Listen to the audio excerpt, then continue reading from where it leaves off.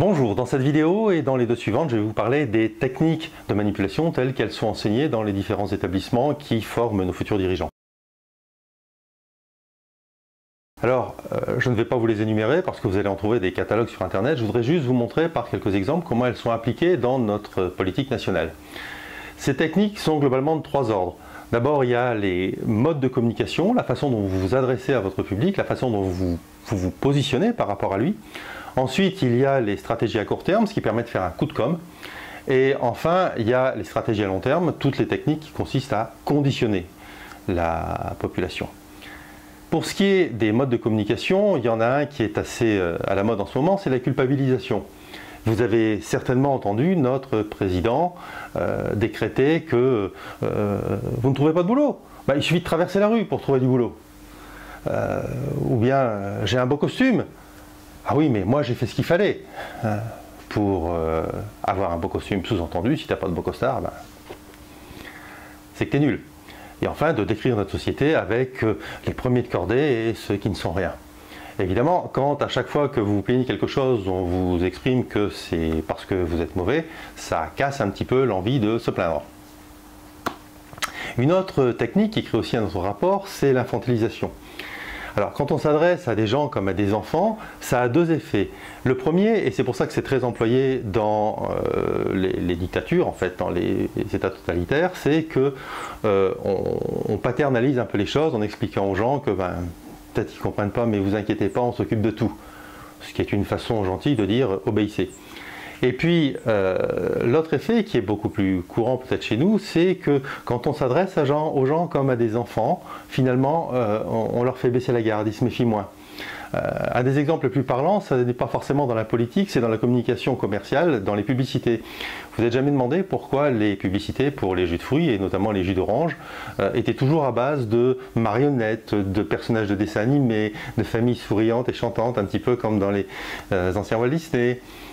En fait, on a l'impression que ces publicités s'adressent à des enfants. C'est faux, les publicités s'adressent toujours à ceux qui ont le pouvoir d'achat, donc aux parents. Alors pourquoi ce côté comme ça, juvénile, puéril? Eh bien parce qu'on se méfie moins. Et quand vous êtes dans le supermarché, où vous voyez les marques qui vous ont été présentées comme ça, vous avez un petit peu le même réflexe que, vous savez, quand on cherche un shampoing doux, on va aller chercher un shampoing pour bébé. Ce qui est pour les enfants, c'est forcément innocent. Et donc ce jus-là qui est présenté pour les enfants, il a de base, dans votre façon de voir, il est devenu quelque chose d'innocent. Et c'est comme ça qu'on vous fait acheter des nectars. Et nectar en France, c'est l'appellation qui permet de vendre des boissons tellement sucrées avec une teneur en fruits tellement faible qu'elles n'ont pas le droit à l'appellation de jus de fruits. Après la vidéo, allez regarder ce qu'il y a dans votre réfrigérateur.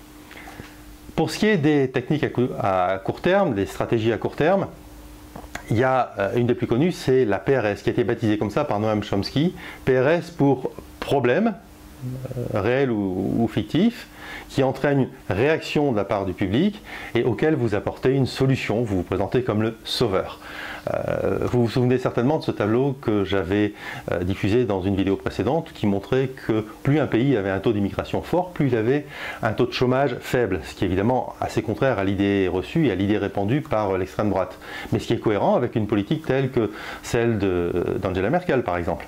Alors pourquoi des gens qui ont été ministres de l'Intérieur, comme Manuel Valls ou Nicolas Sarkozy, une fois arrivés à la tête du gouvernement, se sont fait les chantres de la lutte contre l'immigration en faisant publier des photos de quelques malheureux menottés renvoyés chez eux par avion?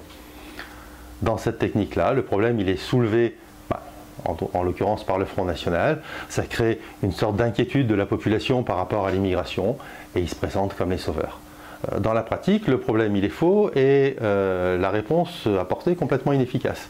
Mais c'est pas grave, c'est encore une fois juste une procédure de communication. D'ailleurs, il n'y a aucun besoin que le problème initial soit réel. Si vous avez par exemple une mesure qui pourrait être quelque part profitable aux banlieues, vous faites en sorte que dans les semaines qui précèdent, la plupart des médias parlent des quelques problèmes qui peuvent arriver dans les différentes banlieues en France, et d'un seul coup ça crée une émotion, et là vous vous présentez comme le sauveur avec une mesure qui de toute façon serait passée. C'est pas grave. L'idée, c'est l'image qu'on donne de soi. Mais beaucoup des techniques comme ça, des stratégies à court terme, sont en fait, ont pour objet de vous distraire de ce à quoi on ne veut pas que vous accordez trop d'attention. Et toutes ces techniques de distraction, on va en parler dans la prochaine vidéo. Merci de m'avoir écouté. À bientôt.